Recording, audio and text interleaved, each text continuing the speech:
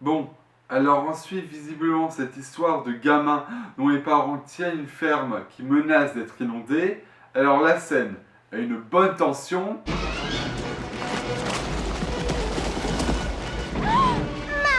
Les garçons, la digue est en train de lâcher! Seulement, pour arranger la situation, quelle est la chose parfaitement logique qu'il se dit? Appeler Chanteclair à l'aide, bien sûr, parce que c'est évident que les livres du monde réel peuvent faire ça, hein. Et alors, on saura plus tard que non, mais à ce moment-là, du point de vue d'Edmond, ce n'est qu'un conte pour enfants, quelque chose qui est complètement déconnecté du monde réel où il vit. Alors du coup, qu'est-ce qui lui fait croire que ce qui est raconté dans ce bouquin est réel? Et en plus, il est complètement débile là. Il vient d'apprendre il n'y a même pas 5 minutes que ce n'est pas le chant de Chanteclair qui fait lever le soleil. Alors du coup, pourquoi est-ce qu'il appelle? Mais subitement, et alors qu'on était dans le monde réel, c'est à ce moment-là que le duc apparaît, mais dans une bonne mise en scène pour le coup. Edmond avait eu une bonne idée en appelant Chanteclair, mais il ne pouvait pas se douter de la réponse qu'il allait avoir. Tu as mis ton doigt sur la tête du grand-duc. Non, il avait bien le doigt sur l'image du coq. Non, mais franchement, c'est quoi cette erreur? Et comment est-ce qu'il a fait venir le duc? Parce qu'il le voulait? Parce qu'il suffit juste de le vouloir pour faire sortir un personnage d'un livre? Si on peut faire ça, pourquoi est-ce que les parents, en fonction de ce qu'ils ont, ils n'ont pas fait sortir des personnages de livres pour les aider lors de l'inondation afin d'avoir du renfort? Et puis même, de toute façon, il n'a pas voulu faire apparaître le duc, il a juste demandé qui c'était. Parce que savoir qui est une personne, c'est vouloir qu'elle apparaisse. Ah oui, bien sûr. Si, maman, c'est qui lui? Je pourrais jouer avec lui demain? Et attendez que je comprenne là.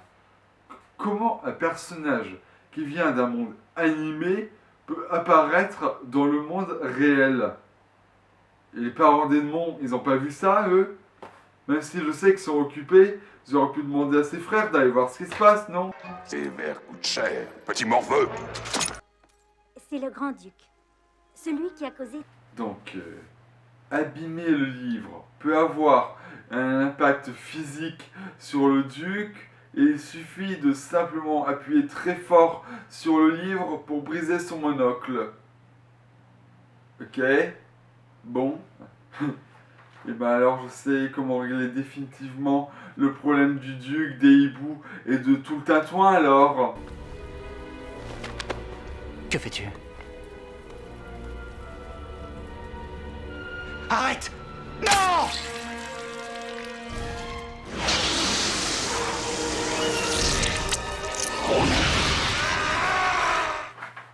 Eh, Nous, les créatures de la nuit, nous nous sommes démenés pour être absolument sûrs que ce volatile ne revienne jamais. pourquoi est-ce que tu ne veux pas qu'il revienne? Ton plan a réussi à prouver que son chant ne fait pas lever le soleil. Donc, maintenant que c'est fait, Chanteclair a perdu en quelque sorte la seule arme qu'il avait contre toi. Donc, de toute façon, même s'il revenait, il ne pourra rien faire contre toi puisque son chant ne fait pas lever le soleil. C'était ton plan, mec. Et en plus, les autres continueront à se moquer de lui.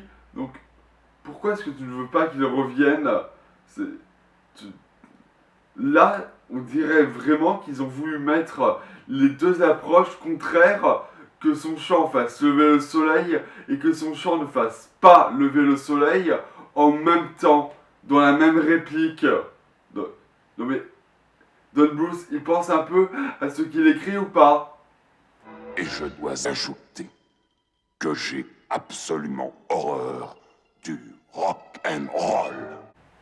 Le fait qu'il n'aime pas le rock, ça, on ne peut pas lui reprocher les goûts et les couleurs, comme on dit. On a tout à fait le droit de ne pas aimer le rock et les musiques plus rythmées et de préférer la musique classique.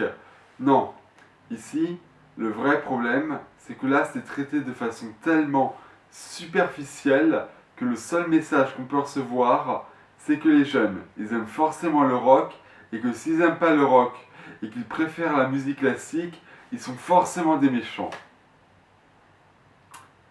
Ce qui est juste l'une des choses les plus connes et stupides qu'on puisse imaginer. Il y avait même une BD de Donald qui était certes sur le thème de la danse et pas de la musique, qui montrait qu'on avait tout à fait le droit tantôt de rester dans le ballet et la danse classique, tantôt d'aller dans la danse disco et les danses rythmées, ou d'alterner entre l'un et l'autre, et qu'il n'y a absolument rien de répréhensible à l'un ou à l'autre. Une BD de Donald est plus fine et malin que ton film, Don Bluth. Quand même. Le jeune Edmond allait vivre la plus fascinante des aventures. Non, sérieux, comment est-ce que Patou peut le savoir? Il nous dit des choses qu'il n'est pas censé savoir. C'est une narration passée, ce qui implique que le monde réel et le monde animé soient un seul et même monde. Attends, il a des pouvoirs magiques, le duc? Mais pourquoi? Comment? Mais ça s'insère pas du tout dans la situation de départ, ça. Si on nous dit que Chanteclair ne peut pas faire lever le soleil par son chant, ça veut dire que malgré le fait que ce soit animé, soit une histoire plutôt réaliste où il n'y a pas de magie, alors pourquoi est-ce que le duc, lui, il a des pouvoirs... What the fuck, mais fais de l'exposition, film. Explique-moi, là.